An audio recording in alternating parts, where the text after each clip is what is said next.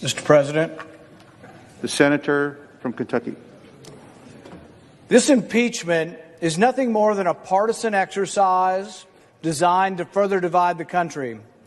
Democrats claim to want to unify the country, but impeaching a former president, a private citizen, is the antithesis of unity. Democrats brazenly appointing a pro-impeachment Democrat to preside over the trial is not fair or impartial, and hardly encourages any kind of unity in our country. No, unity is the opposite of this travesty we are about to witness. If we are about to try to impeach a president, where is the Chief Justice? If the accused is no longer president, where is the constitutional power to impeach him? Private citizens don't get impeached. Impeachment is for removal from office, and the accused here has already left office. Hyper-partisan Democrats are about to drag our great country down into the gutter of rancor and vitriol, the likes of which has never been seen in our nation's history.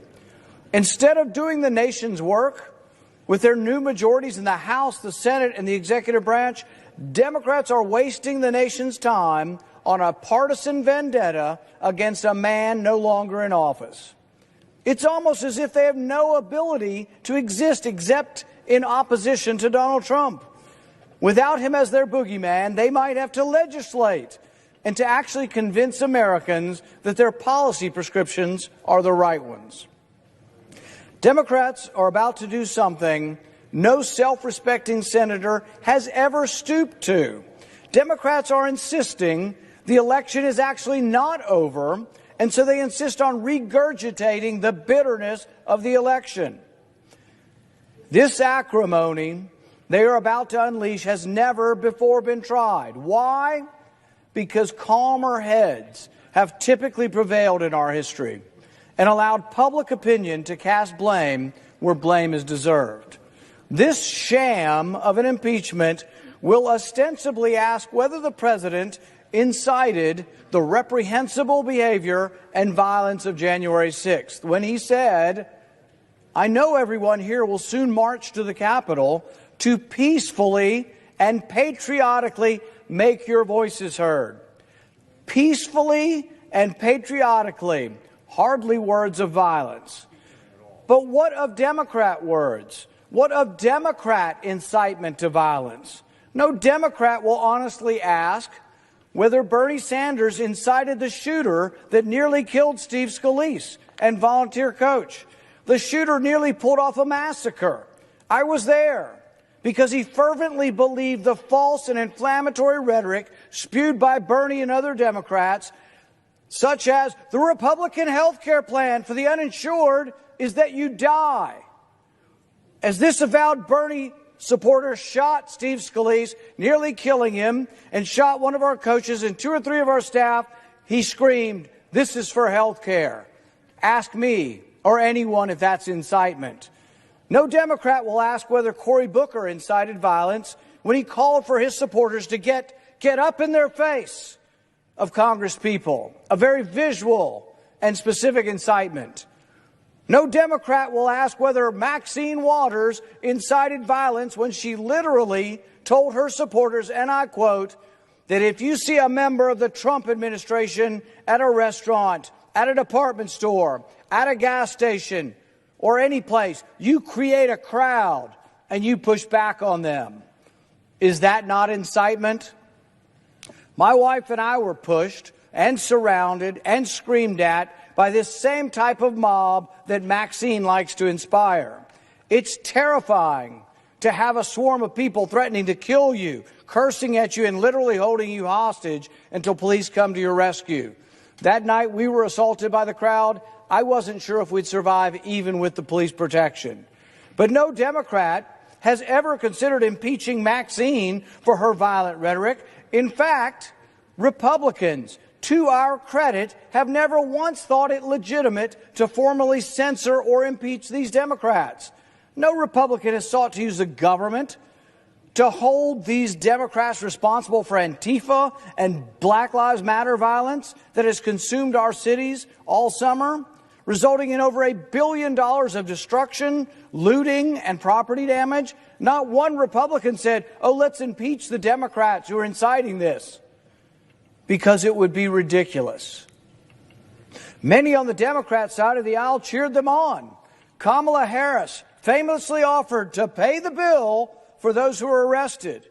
I wonder if she'll be brought up on charges of inciting violence for that now that she's vice president. Should Kamala Harris be impeached for offering to pay for violent people to get out of jail who've been burning our cities down? No. And no Republican has offered that, because we're not going down the road that Democrats have decided, this low road of impeaching people for political speech. Should Republicans impeach the Democrat mayor of Seattle, who incited and condoned violence by calling the armed takeover of part of her city a summer of love? Any Republicans try to impeach her? On June 8th, the New York Post, citing U.S. Justice Department statistics, reported that more than 700 law enforcement officers were injured during the Antifa Black Lives Matter riots. There were at least 19 murders, including 77-year-old retired police officer David Dorn. Yet Democrats insist on applying a test of incitement to a Republican that they refuse to apply to themselves. I want the Democrats to raise their hands if they have ever given a speech that says, take back, fight for your country. Who hasn't used the words fight figuratively? And are we going to put every politician in jail? Are we going to impeach every politician who has used the words fight figuratively in a speech? Shame. Shame on these angry, unhinged partisans who are putting forth this sham impeachment, deranged by their hatred of the former president. Shame on those who seek blame and revenge and who choose to pervert a constitutional process while doing so. I want this body on record, every last person here. Is this how you think politics should be? Look, we've now got crazy partisans on the other side of the aisle trying to censor and remove two of the Republican senators for their political position. Now, look, I disagreed. I don't think Congress should overturn the Electoral College. But impeaching or censoring or expelling a member of Congress you disagree with? Is the truth so narrow that only you know the truth? We now have the media on your side saying there is only one set of facts, one set of truth, and you can only interpret it this way. Now we have 7 senators on the other side trying to expel, censor, or impugn 2 senators on this side. And I defend them, not because I defend their position. I disagreed with their position. But you can't impeach, censor, expel people you disagree with. What's this coming to?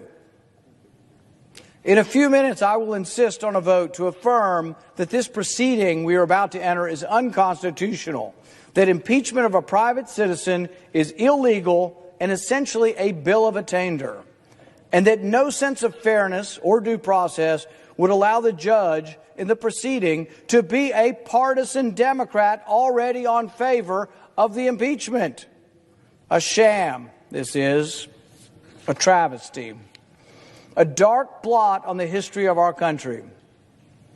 I urge my colleagues to reconsider this kangaroo court and move forward to debate the great issues of our day.